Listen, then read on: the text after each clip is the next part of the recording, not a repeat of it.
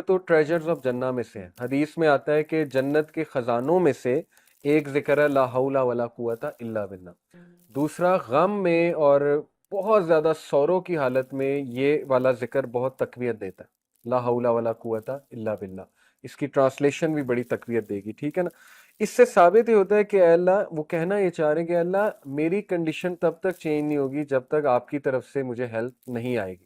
یعنی اپنے آپ کو بندہ فل بے بس شو کرے اور اللہ تعالیٰ پہ ریلائی کرے. یہ ہے اللہ پہ کانفیڈنس, ٹھیک ہے نا. ہوتا کیا ہے کہ ہم سب سے شیئر کر کے پھر اللہ کے پاس جاتے ہیں. تو ظاہر ہے اللہ کو اللہ کی غیرت ہے, اللہ کو شاید برا بھی لگتا ہو کہ دیکھو سب سے شیئر کر کے اب میرے پاس آ گیا. تو ریلائنس تو یہ, کانفیڈنس تو یہ کہ جب حادثہ ہوا ہے سب سے پہلے کہاں شیئر کیا اللہ تعالیٰ, باتیں کی ہیں اللہ تعالیٰ سے. نوٹس لکھا کریں, نوٹ پیڈ لکھا کریں, اللہ سے گفتگو کیا کریں, سارا اپنا دل کھولا کریں اللہ کے آگے. اس کو عادت بنائیں, یہ بہت امپاورنگ چیز ہے, ٹھیک ہے نا. اور یاد رکھیں کہ دیکھیں جیسے حدیث میں آتا ہے نا کہ جب بندہ سورہ فاتحہ کی تلاوت کرتا ہے اللہ رپلائی کرتا ہے. اللہ کہتا ہے کیا میرا بندہ ایکنالج کر رہا ہے کہ میں گناہوں کو معاف کرنے والا ہوں, تو جا میں نے اسے معاف کیا. سملرلی آپ سوچیں کہ جب انسان غم کی حالت میں ڈائریکٹ اللہ کے پاس جاتا ہے تو اللہ تعالیٰ ضرور فرشتوں کو, میرا ایمان ہے, کہتے ہوں گے کہ یہ دیکھو کتنا اسے مان ہے اپنے رب پہ, ڈائریکٹ میرے پاس آئے, ٹھیک ہے نا. تو پھر اللہ اسے کافی ہو جاتا ہے. یہ حدیث میں آتا ہے کہ جو گمان اللہ کے بارے میں ہم کریں گے وہ پھر اسی طرح اللہ پیش آئے گا. ایک بندہ گمان ہی یہ کر رہا ہے کہ نہیں جی میرا مسئلہ کرنا ہی اللہ نے حل ہے, اللہ نے ہی دینا ہے, بس میں نے اللہ سے ہی مانگنا ہے. اللہ کے نبی صلی اللہ علیہ وسلم تو اتنا بھی نہیں پسند کرتے تھے کہ اگر اونٹ پر بیٹھے ہوئے اور کوئی چیز ان کی اونٹ سے نیچے گر جاتی تھی تو خود اتر کے اٹھاتے تھے. یہ ہمارے نبی کے بارے میں آتا ہے. اور کبھی بھی کسی کو نہیں کہا مجھے اٹھا کے دے دو. یہ توکل کا لیول ہے, ٹھیک ہے نا. مدد مانگنی ہے اللہ سے مانگنی ہے, لیکن یہ کہ ہمارا ایمان اس لیول کا نہیں. تو چلیں شیئرنگ کی جا سکتی ہے, لیکن بہترین یہ ہوگا کہ آپ صرف اللہ سبحانہ و تعالیٰ سے ہی شیئر کریں, ٹھیک ہے جی. تو اس دعا کے بعد اور ایک میں آپ کو بات بتاؤں کہ یہ دعا انسٹنٹ قبول ہوئی ہے. اس لیول کی اللہ کی مرسی انسٹنٹ قبول. فرشتے آئے, انہوں نے کہا کہ جبرائیل علیہ السلام آئے, انہوں نے کہا کہ جی میرے ساتھ یہ پہاڑوں کا فرشتہ ہے, حکم کریں, بتائیں جی کہ یہ پہاڑوں کے درمیان اس بستی کو کچل دے گا یہ فرشتہ.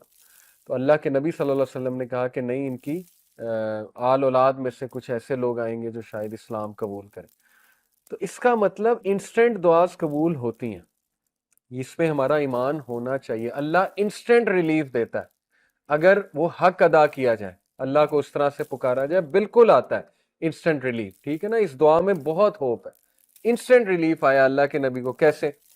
اللہ کے نبی صلی اللہ علیہ وسلم ایک درخت کے نیچے بیٹھ کے رو رہے تھے. یہ دعا اللہ کے نبی صلی اللہ علیہ وسلم نے ایک درخت کے نیچے کی, ٹھیک ہے نا. اب اس جگہ ایک مسجد ہے, مسجد عدس کہتے ہیں اسے. عدس کون تھا؟ اتبا اور شیبہ, یہ جو دو بھائی تھے. اتبا جو ہے میں نے آپ کو بتایا نا ابو حذیفہ کے والد تھے اور ہند کے والد تھے اتبا. اتبا اور شیبہ اس وقت طائف میں موجود تھے, اس جگہ موجود تھے, اور اتبا اور شیبہ کے وہاں پہ باغات تھے. یہ دونوں بھائی ہیں اتبا اور شیبہ. اتبا جو ہے یہ جنگ بدر میں مارا گیا تھا, ٹھیک ہے نا. شیبہ یہ میرے خیال مسلمان ہو گئے تھے. اینی وے, تو یہ دونوں نے جب دیکھا کہ ان میں تھوڑی سی سمپتھی آئی, انہوں نے دیکھا کہ یہ تو ہمارے بندے کو اس طرح سے انہوں نے مارا ہے, تو تھوڑی سی ظاہر ایفیلیشن ہوتی ہے اپنے بندوں کے ساتھ, تو ان کی غیرت جاگی. انہوں نے کہا کہ نہیں ہم اس کی مدد کریں گے. تو انہوں نے کیا کیا, ان کا ایک غلام تھا عدس, کرسچن تھا. عدس کے ہاتھوں انہوں نے کیا کیا کہ انگور کے جو ہے وہ باغات تھے غالباً, وہاں انگور کے کچھ جو ہے وہ وہاں پر بھیجے انہوں نے. تو انگور ظاہر ہے یہ اللہ کا بڑا ایک آپ کو پتہ ہے نعمت بھی ہے اور بڑا مزے کا فروٹ ہے. اس کو کھانے سے انسٹنٹ گلوکوز لیول بھی آپ ہوتا ہے. تو یہ اللہ کی طرف سے ایک ریلیف فوراً آیا کہ دیکھو وہ لوگ مشرک بھی تمہاری جو ہے وہ ہیلپ کے لیے اللہ تعالیٰ نے ان کے تھرو انگور بھیجے. تو عدس جو ہے وہ لش گرین انگور لے کر آئے, اللہ کے نبی صلی اللہ علیہ وسلم نے ایکسیپٹ کر لیا. یہاں سے ثابت ہوتا ہے کہ اگر ایز کہیں سے آئے تو ایکسیپٹ کر لیں. حالانکہ وہ مشرک تھے, ٹھیک ہے نا, جن کی طرف سے ایز آ رہی تھی, تو ایز پسند تھے. ہمارے نبی صلی اللہ علیہ وسلم نے ایزینس کو پسند کیا ہے, یہ بات آپ یاد رکھیں. اوکے, عدس نے جو ہے وہ جب فروٹس دیے تو رسول اللہ صلی اللہ علیہ وسلم نے بسم اللہ پڑھا. اب جب بسم اللہ انہوں نے کہا تو عدس جو ہے وہ بڑا شوق ہوا, اور اس نے کہا یہ کیا فریز ہے, یہ جو آپ نے ابھی کہا یہ کیا ہے؟ تو نبی صلی اللہ علیہ وسلم نے کہا کہ یہ ایسی ایک چیز ہے جو میرے رب نے مجھے سکھائی ہے. پھر اللہ کے نبی صلی اللہ علیہ وسلم نے پوچھا کہ ادس تم کہاں سے ہو، کس علاقے سے ہو؟ تو ادس نے کہا کہ میں نینوا سے ہوں۔ نینوا اس کا تلفظ ہے NINEVEH۔ نینوا جو ہے یہ عراق کی ایک سٹی ہے، پرانی سٹی ہے۔ تو رسول اللہ صلی اللہ علیہ وسلم نے اسمائل کیا اور کہا یوسف ابن متا، یعنی ان کی سٹی سے ہو، یوسف ابن متا کی قوم سے ہو، ان کی سٹی سے ہو، یونس ابن متا، حضرت یونس کی بات ہو رہی۔